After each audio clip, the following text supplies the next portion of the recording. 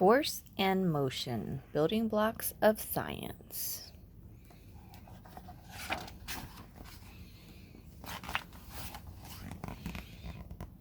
Force and motion. Systems check. Ready for blast off. Hey, I'm motion. 3, 2, 1.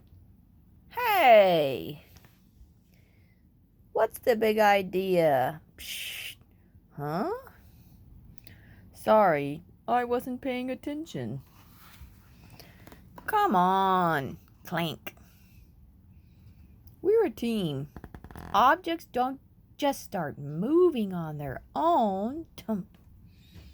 You're right. You need me. I'm force. And together, bump, we're force and motion. What is force? A force is a push or a pull. It can be as small as a nudge or as big as a shove. When I kick this ball, that's where I come in. Kick, zip, zip, crash. A mechanical force acts when two objects touch each other. My foot touched the ball, but some forces affect objects without physically touching them. These forces are invisible. One such force is gravity. Hey, gravity is the force that pulls everything down to the ground. We get it. Forces all around us. There are many forces around you every day. Look at this bulldozer. That's a mechanical force at work. That's a lot of force. Remember gravity? An astronaut on the moon feels only about 1/6 of the gravity that you feel on Earth. Magnetism is another kind of force. Magnets can push or pull. Clink. That can cause motion. Zip. What is motion? Scientists define motion as a change in position. If we start here and we go here, we've moved. So, do you know the two important parts to motion? Nope. Speed and direction. Oh. Ready? Yup. Go. Screech. Put.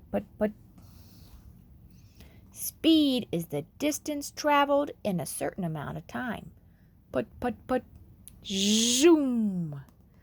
Our cars traveled the same distance, but your car took longer to get there because it traveled at a slower speed than your car. Put.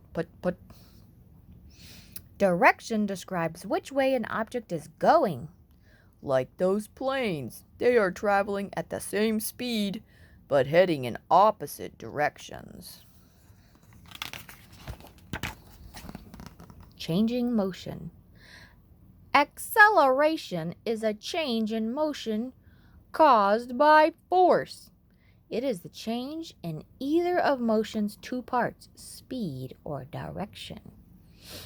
If you are traveling at a steady speed, you are not accelerating, even if you are moving very fast. I don't know about this. Tump. Push. Hey! Zoom. Acceleration happens if you speed up. Slow down. Swish. Or change direction. As you can see, acceleration doesn't just mean speeding up. Skid. Staying in motion. If something isn't moving, it is at rest. Objects at rest don't start moving on their own. Wake up. They need a force to move. The tendency of an object at rest to remain motionless is called inertia. Whip. Hey. Inertia is also the reason objects in motion tend to stay in motion. Push. Woohoo! Inertia! Because of inertia, an object in motion tends to keep going at the same speed in the same direction. The amount of inertia an object has is related to its mass, how much matter it contains, all smushed together. The more mass an object has, the more inertia it has. For example, a heavy object at rest is harder to start moving than a lighter object. The heavier the object has more inertia. Push. Eek! A heavy object in motion is harder to stop than a lighter object. Stop! This boulder sure had a lot of inertia. Peel. That's right. Friction. Every day we use forces to change the motion of objects. I'm the king of the world. Take this bike. When I push down on the pedals, the bike speeds up.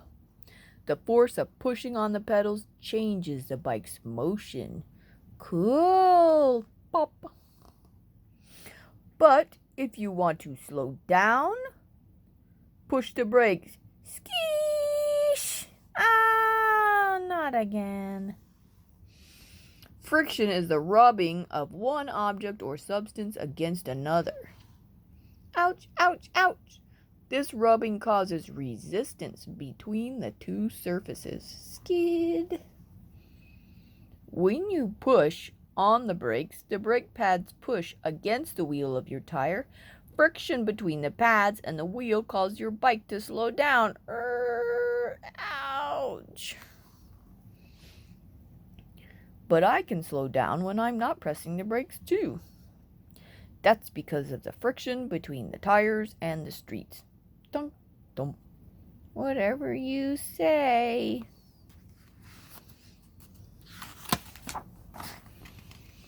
Without friction, you would not be able to walk at all. We use friction to speed up as well. So the friction between the treads of my galoshes and the rough surface of the sidewalk keeps me from slipping? Correct. Hey, watch out! Slip! Pop, pop, splash. Smooth surfaces almost always cause less friction than rough surfaces. You don't say. Splash, splash. Friction also makes heat. That's why you can rub two sticks together to make fire. Rub, rub, rub. Heat and rubbing can cause objects to wear down. Oil and other liquids are used on moving machine parts to reduce friction. Glug, glug, glug. That's why you put oil in your car engine. Lubrication. With less friction, parts of the engine move more easily and make less heat. Doing work. Wow, they sure are doing a lot of work. Hold on now. Work doesn't mean trying really hard. Plop.